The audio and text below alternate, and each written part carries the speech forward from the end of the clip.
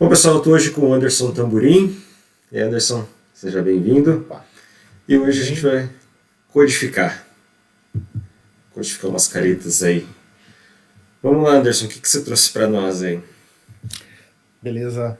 Fala, Renato, tudo bem? Então vamos lá, hoje vamos brincar aqui com um pequeno segmento que eu separei no laboratório. A ideia é que a gente possa passar aí pelas AUS que estão envolvidas aqui na expressão, porém sem o foco de detectar, avaliar questões envolvidas com emocionalidade, né? Porque a maior parte das pessoas causa uma confusão grande em achar que o FACS tem relação direta com microexpressão, expressão facial da emoção e coisas do tipo. Então, o FACS ele é uma ferramenta de medição, né? A função dela é te proporcionar o apontamento correto de que movimentos estão sendo realizados. E aí, uma vez que você tem esses movimentos, você pode fazer a comparação entre o que você está vendo e o que se espera para determinada emoção. Então, o que acontece é as pessoas começam de trás para frente. Primeiro elas decoram as expressões associadas à emoção e só depois algumas têm interesse de seguir adiante para aprofundar, né? Então é um caminho inverso. Sim. Então aqui eu separei um segmentozinho aqui, vou colocar ele para rodar, talvez fique um pouco granularizado por conta do Meet, né? Mas eu vou colocar aqui o Apex que nós vamos codificar. Deixa ele carregar aqui. Esse aqui vai ser o Apex que nós vamos carregar neste momento, vamos fazer a codificação, né? E aí você vai fazendo junto aqui conosco, se você está estudando FACS, se você pretende fazer a prova, enfim. Né? Quanto mais você praticar, mais você se dedicar a exercícios como estes, melhor você vai ter o seu resultado posteriormente. Né? Excelente. Então, eu vou ficar aqui mais de supervisor, vou guiando, e aí nós vamos fazendo aí o processo de codificação juntos. Né? Vamos lá, vamos lá. Então, se você for codificar, pausa o vídeo agora, faz a sua codificação. E depois a gente vai batendo. O movimento. Então, para comparar com a face neutra da moça, então esse daqui é o estado aí de AU0, né? A parte de cima tá travada? Ela tá travada, mas dá para enxergar. Deixa eu ver aqui se ela atualiza. Aí, foi. Agora sim. Então, muito bem. Então, esse daqui é o AU0 que você precisa usar para comparar. Né? Época que eu fazia os estudos para certificação do FACS, o que eu fazia? Eu pegava um PPT, tirava um print da face neutra, deixava de um lado e da outra metade eu deixava o vídeo passando. Então, é uma das formas que eu sugiro que vocês façam para que você tenha sempre ali a face neutra disponível para você. Né? Isso, você pode ver que quase não tem traços, quase não tem rugas. É uma pessoa jovem, né? Então vamos estimar aqui uma moça entre os seus 20 e poucos anos. E aí o que acontece? Espera-se pouca produção de aprofundamentos em sulcos faciais. Isso gera mais dificuldade porque você vai se espelhar para que você possa ver o movimento.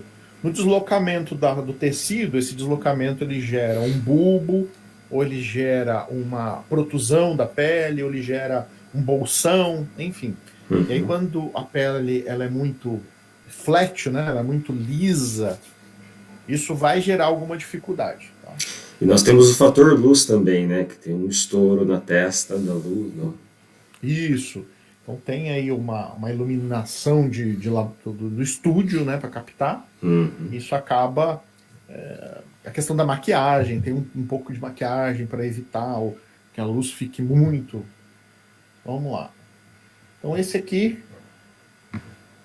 é o momento do apex que nós vamos codificar. Deixa ali o frame aqui atualizar aí.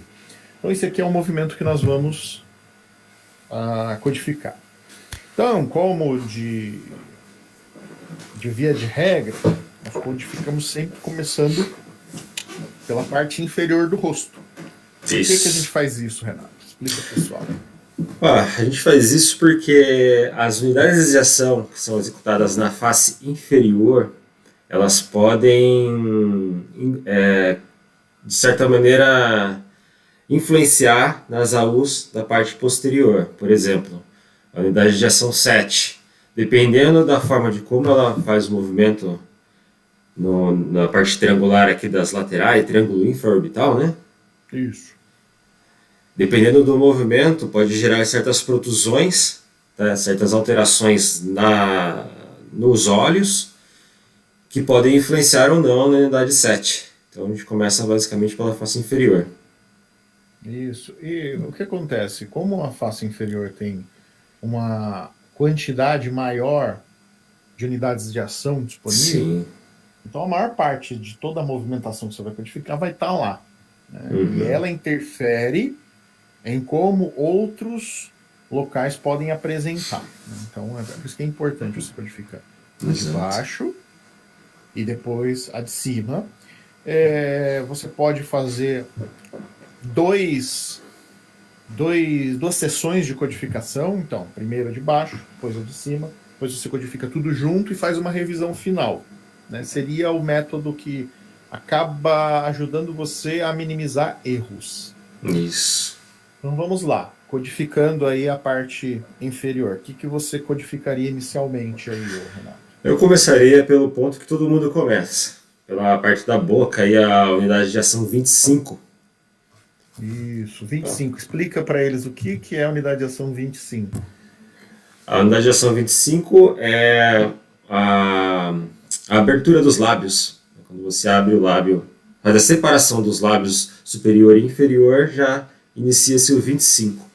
É importante ressaltar aí também que as demais unidades de ação que também movimentam o lábio influenciam na intensidade do 25. Isso. Então, sempre que existe uma separação, e mesmo que essa separação seja suficiente para passar uma folha de papel sulfite, você já vai codificar a unidade de ação 25. Né? Então, aqui, olha só, tem a separação, vamos codificar o 25. Com relação à intensidade, depois a gente fala de intensidade, vamos falar um pouquinho sobre as unidades de ação, primeiramente. Então, tem aqui o 25, que é o separador dos lábios. Além do 25, o que mais tem aqui? Deixa eu só puxar aqui o notepad. Tô tentando puxar o notepad pro cantinho. Não, é o notepad mesmo, eu tô anotando as AUs aqui na lateral. Perfeito.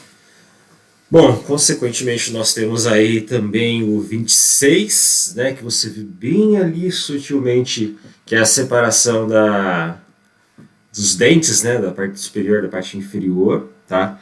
Tem 1 milímetro aí, se você for chutar, né? Isso é uma separação bastante vestigial. Você pode ver que lateralmente você tem uma visão melhor dessa separação. E o que acontece? Por padrão, a sua arcada dentária inferior, ela permanece posterior à superior. Então, para que você esteja já vendo essas duas arcadas na mesma linha, já tem duas ações envolvidas aí. Né? Então, uma é a 26, que é a queda do mento, né? A separação da mandíbula. Se for pegar referência lá no manual do FACS, é o jaw drop, né? Que é a queda da mandíbula, jaw. Então, a 26 é a queda relaxada, né? Então, existe uma abertura, separação da mandíbula pelo relaxamento da musculatura. Se lembra de cabeça aí com a musculatura envolvida no 26? Cara, não me lembro de cabeça. Tudo bem. Então, ó, você tem o relaxamento do masseter. Você tem o relaxamento do digástrico medial e o relaxamento do pterigoide medial. Então, são essas as musculaturas. O digástrico medial e o pterigoide, eles ficam atrás da mandíbula, eles fazem este apoio da mandíbula na hora que você se fecha, na hora que o masseter... Os que ficam aqui? Eles ficam atrás aqui. Atrás aqui. Eles fazem esse movimento aqui, ó. Depois você dá uma olhadinha lá no biodigital, tem lá a movimentação a relaxamento desses músculos. Então aqui a gente já pode fazer a codificação da intensidade B. Né? Então temos o 26B, o 26 sutil. 26B. E qual outra unidade de ação, Renato, que a gente codifica aí? Nos dentes? Codificamos o 25, codificamos o 26. Nós temos aí a protusão do lábio inferior, que é a unidade de ação 16, certo? Isso. Porém, aqui, olha só, veja aqui um pouco antes, nós pegarmos aqui e observarmos a arcada dentária dela, olha como está agora, e veja o que acontece com ela no momento aqui do nosso apex. Ela vai para a mesma linha da arcada superior. Então, com isso, nós temos que codificar também a unidade de ação 29, que é a jaw thrust, que é a protusão da mandíbula. É esse movimento aqui, a projeção da mandíbula um pouquinho para frente. Então, quando os dentes estão alinhados aqui juntinhos, é porque fez isso aqui. Ele saiu de trás e veio. Então, você tem essa codificação aqui, daria um 29B. Movimenta novamente, só para eu... Aqui, não tinha visto essa unidade. Veja olha como a mandíbula dela vai para frente. Olha. Verdade, olha só. Muito bem, então temos aí o 29B. Olha, perfeito. 29B, o 16 eu também destaquei, né, anteriormente. O 16, ele está sofrendo, assim, o lábio, ele, de certa maneira, ele está sofrendo a influência de uma outra unidade de ação, certo? Isso. Que traz o lábio para a esquerda aí, né? Isso. Ele faz tipo a boquinha do Rock Balboa, assim, né? Isso. Então, o que acontece? O 16, ele faz isso aqui.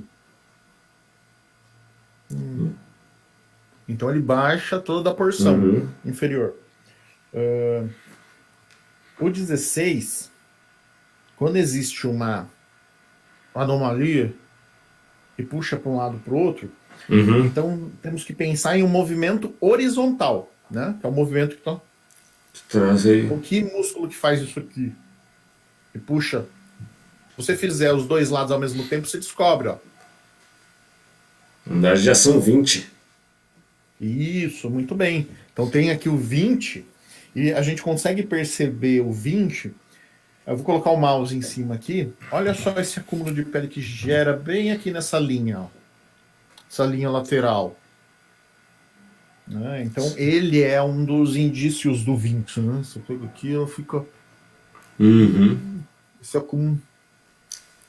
Então aqui temos o 20. No caso seria um L20. Exato. Esse 20, ele, em questão de intensidade, eu diria que ele não chega até um C, né? Então a gente poderia codificar esse 20 como um 20B, né? Justamente por conta aqui do... Olha como a gente consegue trazer, né? Então, esse lábio está até que pouco puxado aí para a esquerda. Então, eu codificaria como um L20B. L20B. O 16, ele já tem uma codificação de intensidade um pouco maior, né? Porque veja que já está praticamente visível um pouquinho da parte da gengiva, né? E esse parâmetro no manual do FERX, ele já nos dá como dos guias para que se codifique da intensidade D. Né? O C fica na linha e o D é quando aparece já um pouquinho da gengiva. Então aqui eu já codificaria como um 16D. Um frame anterior a esse, será que ele tira o 20? Aí ele tira um pouco o 20. Ao exato momento Olha aí, que ó. o 20 acontece. Ó. Aqui, ó. Ó, aí já tá mostrando bastante. Aí, ó. Aí. Aqui tá o 16 somente, ó. Isso. E aqui é onde o 20... Ó, aqui ainda tá, ó, intensidade A. E... Ó, como aqui estava...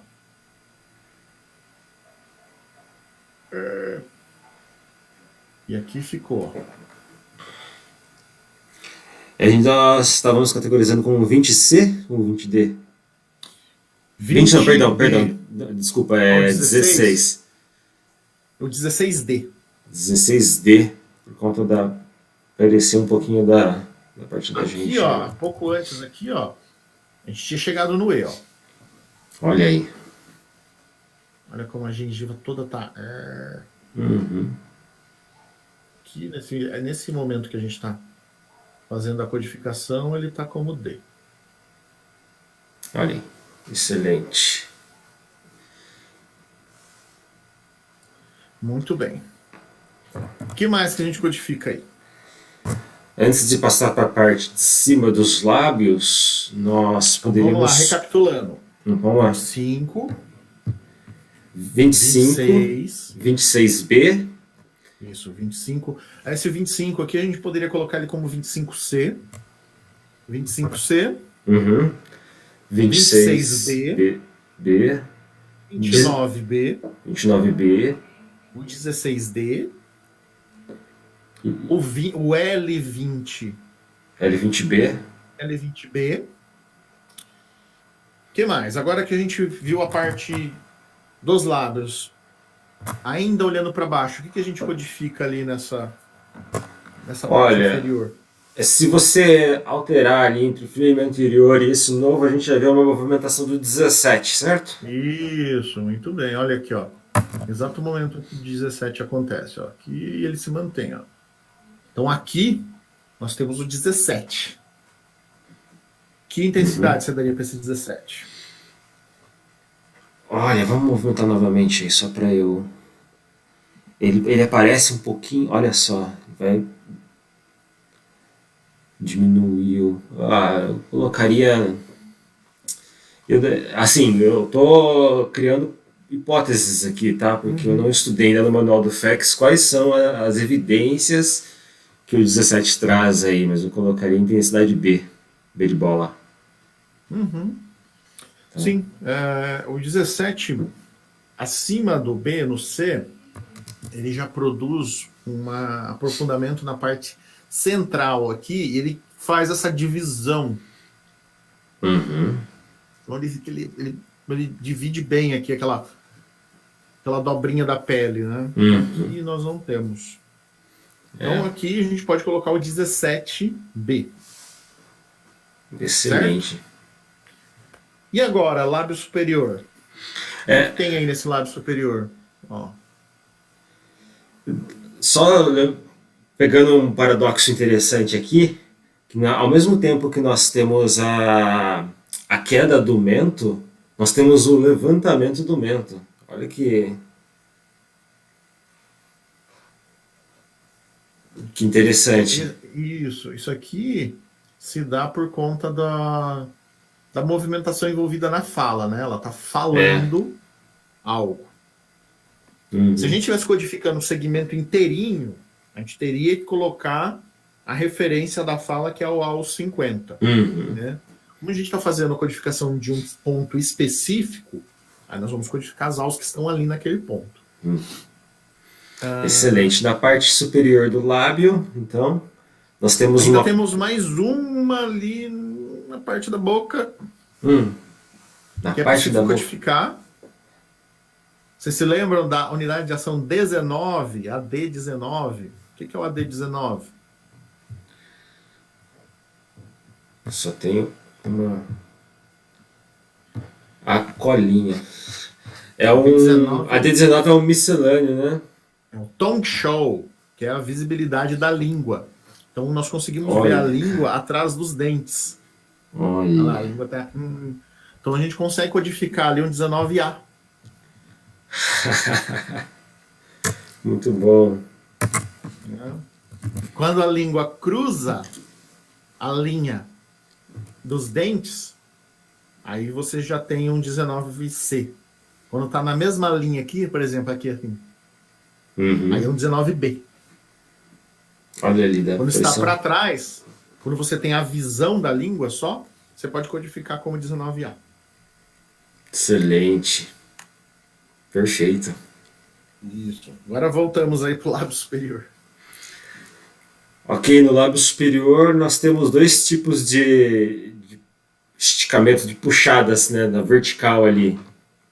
Nós temos um influenciado pela unidade de ação 9, tá, que faz o esticamento dessas partes aqui de fora para cima, né, gerando um sulco. Principalmente aqui, olha aqui no lateral do nariz, gera esse enrugamento. Dos dois lados a gente consegue ver.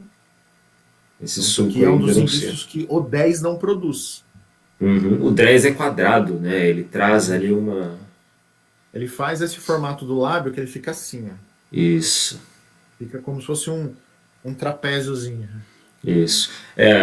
Quem tem só por base a evidência do 9 apenas aqui na raiz aqui do nariz, pode se enganar, porque nesse caso aí não está tendo nenhuma alteração, nenhum enrugamento. Então, o que acontece? O 9, ele produz esse enrugamento aqui na raiz do nariz, em geral, a gente está falando de intensidade C para cima. E não é algo que acontece em todas as pessoas. Se a pessoa tiver uma boa elasticidade na pele e não tiver a tendência a rugas nessa região, não vai se manifestar. É igual o 6, né? Muita gente acha que para codificar o 6 tem que ter um pezinho de galinha. Não acontece. Por exemplo, se você pega pessoas principalmente, que é onde eu vejo uma maior incidência. Então, pessoas de pele negra, elas têm uma pele com mais vigor, né? Uma elasticidade, então elas juntam pouca ruga. Então, o que acontece? A pessoa vai estar com um 6D e você não vai ver. No máximo, a forma assim, o acúmulo de pele da fuga orbital. Mas o pé de galinha mesmo não tem. Exato. E em contrapartida, se você pega pessoas caucasianas, né, que são bem branconas, assim, vermelha, né? Elas têm uma pele um pouco menos elástica. Então junta aquelas rugas bem expressivas. Aqui isso mesmo acontece com o 9. O 9 você vai buscar principalmente a evidência dele nesse acúmulo de pele na lateral, né? Ele traz para a porção medial do nariz a ação. Isso. E aqui, além do 9, tem o 10. O 9, ele não levanta o lábio superior. Então, ele levanta a pele da porção medial. Posso fazer um 9E, que não separa o lábio, não levanta. Ele faz isso aqui, né? O 10. Então ele faz com que se levante o lábio, ele faz isso aqui, ó. Assim. Agora, nessa maçaroca entre 9 e 10, fica difícil determinar certas intensidades aí, né? Porque o que acontece, né? A gente tem aqui 25, existe o 10 e tem o 9. Aqui, o 10, ele acaba sendo a unidade de ação responsável por o nível de exibição da arcada dentária superior. Né? Então, aqui como a gente está com uma exibição da arcada superior bem intensa, então maior vai ser a intensidade do 10. Então, aqui a gente vai poder colocar um 10. Eu já diria que esse 10 é um 10D. Né? Tá bastante intenso. Quase que a gengiva ali aparecendo, né? Isso. Entre os dentes. Primeiros dentes. E aí, tem uma dica aqui para as pessoas que... e o 11? Não tem 11? O que te ajudaria a dizer se tem um 11 aí? O 11, ele produz o afastamento da oblíquo da pele do filtro, né? Então ele faz isso aqui, ó. Ele joga para o lado. Então veja como forma aí tipo uma meia-lua, um aprofundamento nessa porção. O 11, ele seria responsável por fazer isso aqui, ó. Então o 11 é esse aqui, ó. Ele faz isso. Então ele não deixa ficar esse acúmulo aqui de pele tão por conta do 10. Ele deixaria o suco nasolabial aqui mais aprofundado até a parte da divisão dos lábios e deixaria mais plano. Então essa é uma evidência de que não tem o 11 ali para a gente codificar. Exato, é basicamente o inverso ali. Ele ressaltou ainda mais a lua aqui, ó. Sim. Então aqui a gente pode codificar o 9 como um 9B, né? Tanto que ele não produz abaixamento da glabela. Se nós olharmos aqui, ó, veja que não produz abaixamento da glabela. O abaixamento da glabela, ele é um dos pré-requisitos para você codificar um 9C, né? O A e o B não produzem esse repuxo aí do proceros em direção ao centro da raiz do nariz. E ele influencia no 4 também, em altas intensidades? Sim, influencia no 4. O que ele vai fazer? Ele vai dificultar você a codificar o 4. Se tem o 9, a primeira coisa que você tem que pensar é, provavelmente não tem o 4. Se eu quiser codificar o 4, eu preciso buscar alguma referência isolada do 4 para que eu possa suportar essa hipótese, né? Então, sempre que tem uma unidade de ação, por exemplo, 9, 10... se tem o 9 e o 10, o que eu tenho que apontar para ter o 11? Se tem o 10, pode ter o 11? Pode. Mas eu preciso buscar um indício que é isolado do 11, que fala, tá vendo que tem o 11? Por quê? Porque isso aqui tem e o 10 não faz isso. Então, sempre assim, você meio que faz uma contraprova de uma e de outro. O Ekman, ele faz isso muito bem no manual. Até porque, por exemplo, quando ele vai falar da unidade 1, ele fala, são 2 páginas da unidade 1, aí depois ele vai falar da unidade 1 e a unidade 4. 1, 2 e 4, por exemplo. Aí, cara, são umas 10 páginas só falando disso. Então ele aprofunda muito bem nessas unidades, quando uma influencia na outra. Tem bastante conteúdo. Inclusive, as diferenças de intensidade que causa entre uma e outra, né? Isso. Então aqui, olha só, a gente tem o 9B, o 10D. E aí agora eu pergunto, tem 7? Você está perguntando para mim? Tem 7. Para as pessoas. Ao meu ver, não tem 7, tá? Porque pode ter um levantamento das bochechas que traz ali uma protusão aqui da parte de baixo do olho, mas não tem o levantamento ali, qual que é o termo correto? Não é um estiramento, ele dá aquela... É o levantamento mesmo. É o levantamento? Ao meu ver, não. O que acontece? Temos aí o 9 e o 10.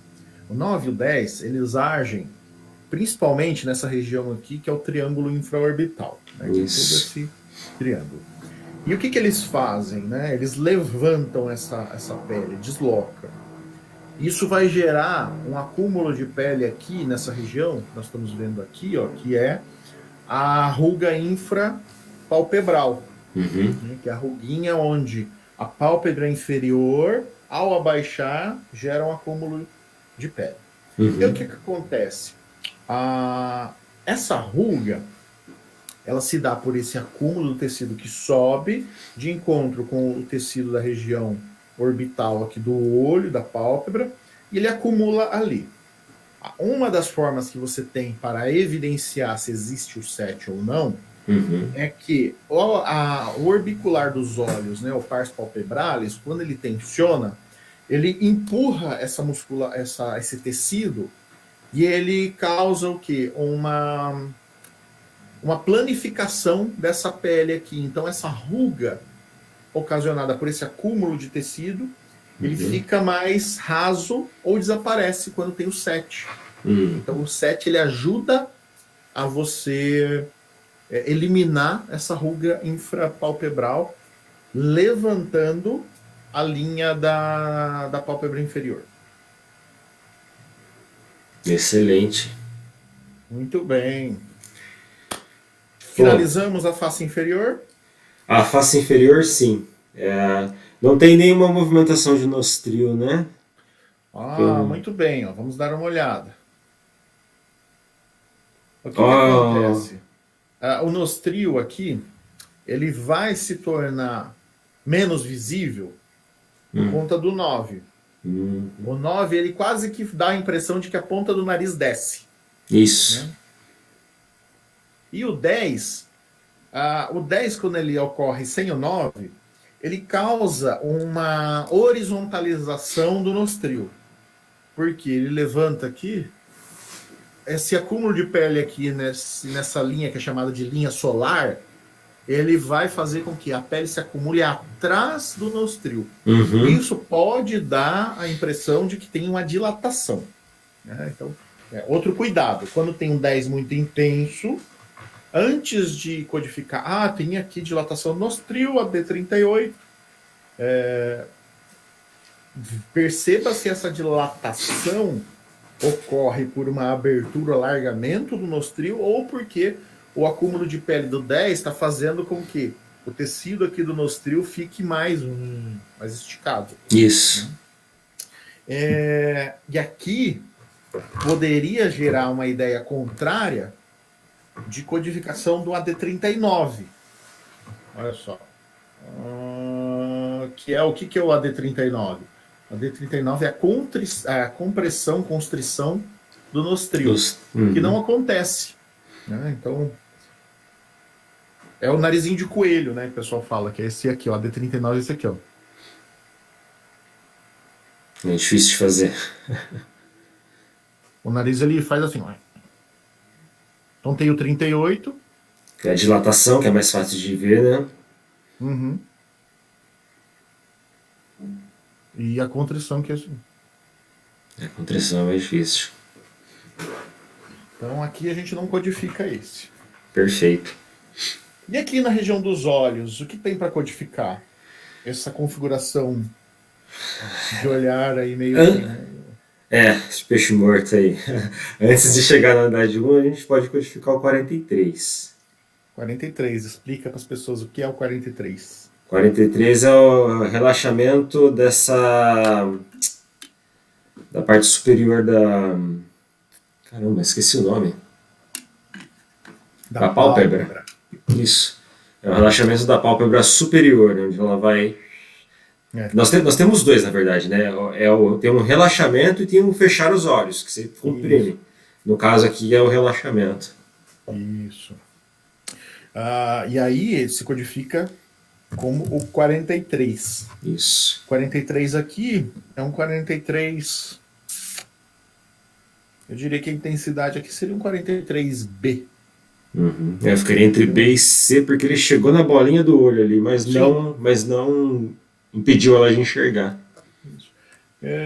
Aí que tá, né? Uma dica que eu dou para vocês na hora que vocês estiverem praticando a codificação, na primeira revisão que vocês podem fazer eu estou em dúvida se é A ou se é B e C, se é C e D, se é D e E. Temos a codificação secundária, que é sugerida no manual do FEX, são as codificações em um nível macro, que é X, Y e Z. Né? Então, o que você faz? Estou em dúvida se é A ou B. Então, codifica como X. Isso vai dizer o quê? Eu ainda não estou certo se é A ou se é B. Então, você pode depois refinar e chegar lá, é B. Eu estou em dúvida se é C ou D, ou se é B ou C, ou se é C ou D. Ou seja, esse intervalo de um pouco mais de intensidade. Aí você pode codificar como Y. Né? Então, Y qual é o ponto de corte? O Y já é a expressão mais marcada. Isso. Né? Então, e o Z é quando eu tenho de grande intensidade. Eu sei que já não é mais C, mas eu não sei dizer se ela é extrema ou se ela é severa. Né? Então eu coloco aí o Z, e é uma forma de vocês refinarem posteriormente a codificação. No FACS, criado antes da atualização de 2002, ele tinha uma simplificação das intensidades, né? Eram só 3 intensidades. Isso, eram somente 3. Né? Agora complicou um pouco mais, mas tá bom. Muito bem, 43B, vamos ficar com 43B. Perfeito. E aqui na parte da glabela, né? Vamos atualizar aqui e voltar para a face neutra para ajudar aqui a... Atualiza aí. Foi. Muito bem. Então, olha só, aqui nós temos a região da glabela, e aqui, olha que nós vamos para o nosso segmento codificado. Olha aí. Ocorre o quê? Uma alteração aqui no ângulo. Isso. E na aproximação. Então, o que a gente codifica aí com esse levantamento aqui do ângulo da parte interna das sobrancelhas? Tem a unidade 1. A unidade de injeção 1. Levantamento interno. Laser. Isso, levantamento da parte interna. Aqui a intensidade. Que intensidade você codificaria?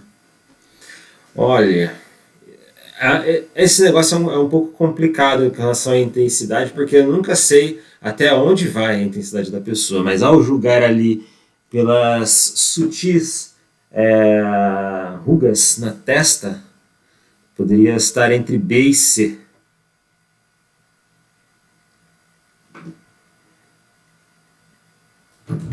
Entre B e C. Isso. Aqui eu diria que essa codificação ela é mais aderente com a intensidade B. Intensidade B? Isso. Porque a questão da ruga ela está muito relacionada com a combinação que nós temos, que é a próxima aula, que é a última que a gente tem para codificar aqui, que é o quê? Fala pro pessoal. Não entendi. A última... Falta uma aula aqui na sobrancelha. O que é? Ó. Move aí, vamos ver. Veja só. Ixi, tá travando. Aqui a gente ainda tem, junto com o 1, nós temos o 4. Então aqui, essa combinação aqui é 1 mais 4. É que travou, não deu para enxergar o... Ela faz o acionamento do 1 e depois ela puxa para cá, né? Isso. Aqui, ó, não sei se você consegue ver bem, mas olha, dá uma olhada aqui nesta ruguinha que se forma aqui no meio. Ó. Isso. Isso aqui é por conta do 4. O 4 aproxima e o 1 dá este desenho de ângulo aqui. Então, isso. O 1 somente, ele só faz isso aqui, ó. Certo. Ele levanta, ó. Agora o 1 mais 4, ele aproxima. Ó. Olha a diferença. Então, aqui nós temos 1B e 4A. Então, a intensidade do 4 é menor. E com isso, nós terminamos esta parte da codificação. Porém, olha só. Aqui, se nós formos ainda fazer a observação de movimento de cabeça, nós temos 2 a serem codificados. Um é o levantamento da cabeça, do ângulo inicial. A gente pega aqui, ó. Levanta. Opa, volta. Levanta e desloca o ângulo para a esquerda. Então, tem a dancinha, né, que a gente fala que é a dancinha do movimento de cabeça, para você memorizar. Você começa sempre pro lado esquerdo. Então, é 5-1, 5-2, 5-3, 5-4, 5-5, 5-6, 5-7, 5-8. Então aqui o levantamento é o 5,3, mais o deslocamento aqui, o tilt, né? Que é o 5,5. Ímpar é para a esquerda, par para a direita. Ah, olha aí a dica. Muito bem. Aí temos também depois as codificações dos M, né? Que é o movimento. Se no Apex a gente tivesse esse movimento aqui, né? O sim. Aí nós temos o M. Qual M? Você se lembra? Não. Não, eu tenho minha colinha aqui. Então temos aqui ó, o M59. Isso. E tem esse aqui lado a lado, que é o negativo, que é o M60. Ah, esse aí eu não tenho na minha colinha, não. Esse aí já é bem mais avançado. Isso. Então, olha só. A gente for passar limpo a codificação final aqui do nosso segmento, vai ser 1B mais 4A mais 9B mais 10D mais 16D D. mais 17B Isso. mais 20B, Tem 19. 20B, Tá. Isso. mais 25C, mais 26B, mais 29A. 29 eu coloquei B aqui. B? B? É 29B, isso mesmo. 29B. 29B, mais aí nós vamos ter o movimento de cabeça, 5355. 5355. Faltou algo? Acho que não. O 43B, a gente falou 43? 43, isso mesmo, 43B. 43B. Leve relaxamento da pálpebra superior. E aí nós Excelente. terminamos essa codificação. Olha aí. Um movimentinho tão pequeno tem tanta coisa para você olhar. Esse é o FACS, né? Cara, demais. Eu vou parar aqui a apresentação. Sim. Fechar aqui. Então, é isso. Foi excelente. É isso. Gente, assim, uma codificação de um segmento desse, você gasta 1 hora olhando para isso com muita facilidade.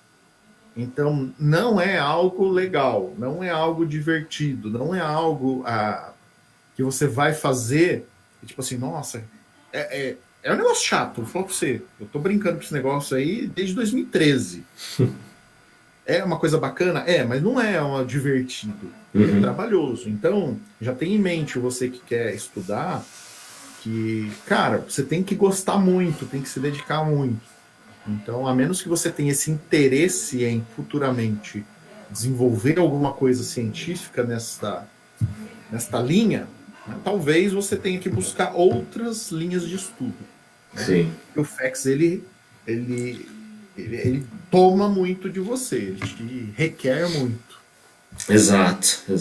Só quem tá fazendo a prova sabe, cara, o quanto que é doloroso olhar para aqueles vídeos em qualidade baixa. É cansativo, cansa muito a mente. Cansativo. Não dá, se você pega 2 vídeos por dia, você já cansa pra caramba. Recomenda que você não gaste mais de 20 minutos por vídeo. Por vídeo. Então, sentei, gastei 20 minutos, não codifiquei? Larga ele lá. Isso. Vai tomar um café, vai usar o banheiro, depois faz outra coisa, aí depois você volta para ele.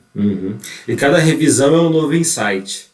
Você olha lá, você vê, você enxerga coisas que... Isso. Você revisa intensidades, isso aí é constante. Beleza, pessoal, era isso. Excelente. Espero que tenham gostado. Valeu. Obrigadão. Bons estudos para todos. Até a próxima aí, Renato. Até.